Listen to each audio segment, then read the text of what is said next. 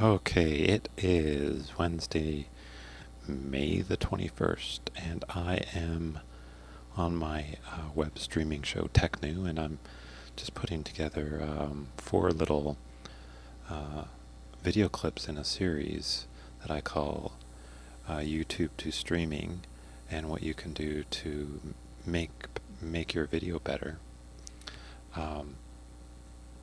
A bit of a disclaimer that I'm saying in each of the clips is that the stuff I'm talking about, I'm actually engaged in with the production of this video that you're watching. So I got into the first part concerning with length of video, and then I got into a very technical sort of show, or video clip, I'm sorry, about what was it about again? Oh yeah, truncated audio, or audio cutoff. And then my audio got cut off. And then in the last little clip there, part 2, the third part, I talked about skips, specifically out of sync, or sync meaning synchronization. And this is that whole matter of the 2 recordings that you have in every video, the video part and then the audio part, which are 2 so totally separate recordings that are supposed to be tied together so that they're in sync. So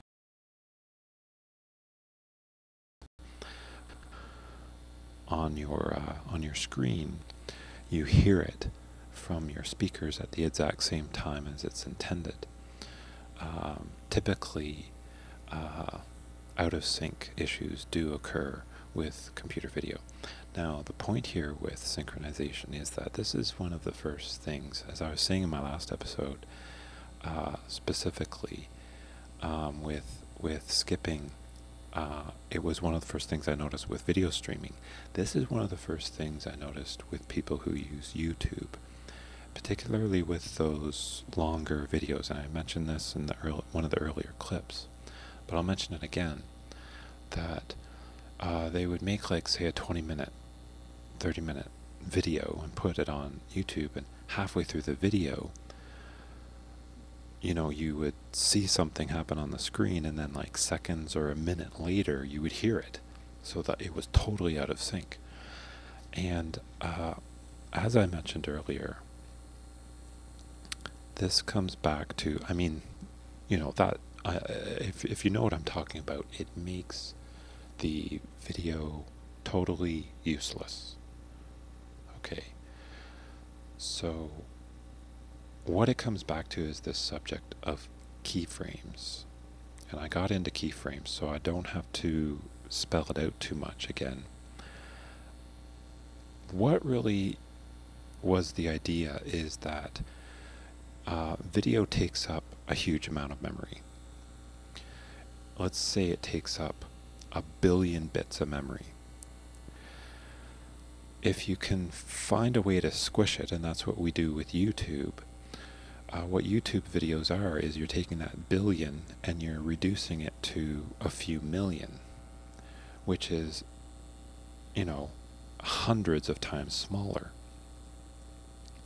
And we call these rates of compression according to how much compression you can get. You're compressing it, you're squishing it into a smaller space of memory. It can go back and forth on the web to your computer quicker, which makes communication faster, and thus make video sharing more fun, really, but makes it more effective as a communication tool.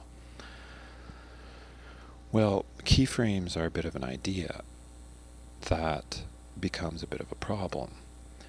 It is essential to a keyframe just means you key in the audio and the video together. Remember, I said they're 2 separate tracks.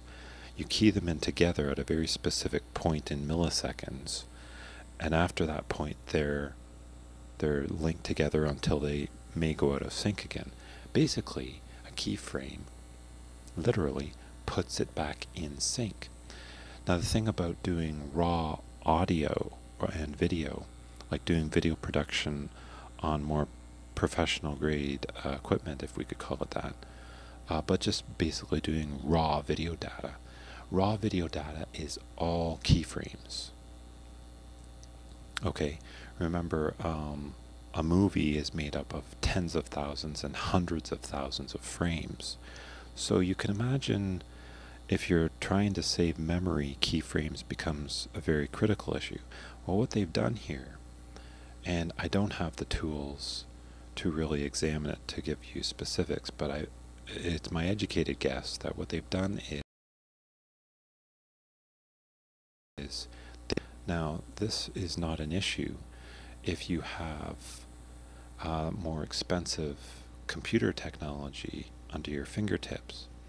But for those of us with lesser technology, it becomes a very big issue because everything goes out of sync. What they're basically doing is you have to have a keyframe at the beginning of the video or the beginning of the movie to key the audio in with the video at the same time. Remember, it's two different files. After that, whatever happens, happens. Okay? Now what you're supposed to do is every several seconds, every 10 seconds, even every half minute if you have to draw it out that long, you put in a keyframe, it resynchronizes it. Excuse me. Just like kind of starting the video over to make it perfectly in sync. Anyways, enough of that crap. I mean, it's stupid to do it this way, but that's what we have to deal with. The question you have to ask is, if you're just saving a few hundred K, is it really, out of a 10 megabyte video, say, is it really that critical when it's really kind of destructive to your viewership because you're putting your video out of sync? I really kind of have a hard time finding a solution to this. I think it's terrible, it's stupid. I think we need to have more learning between ourselves about keyframes, and we have to get that word keyframe into our dialogue with video, because it's easily one of the most valuable tools we can have in just even understanding how video works, but how we can even fix video as well when it gets damaged. But I think maybe one solution is to lower the amount of movement on screen, and I don't mean like literal movement, I mean it in the sense of consistency. So if you have movement, keep the movement going. If not, make another video. So if you're going to have like lots of movement and then you're going to have commentary, I don't know, maybe have the commentary separate from the movement type of thing. Don't go back and forth the way you might do with regular routine television programming, say. I don't know, it's just sort of a general idea. That's kind of the best I can, a simple creative solution here. We have to get down to the bare bones of making better technology. But at least if you reduce sort of the amount of variety of movement dynamically, it won't be quite so irritating for your viewer when things go out of sync. So that's all I have to say there. I did want to make one last point, just because I'm kind of repeating a lot of what I've already said in the previous 3 clips.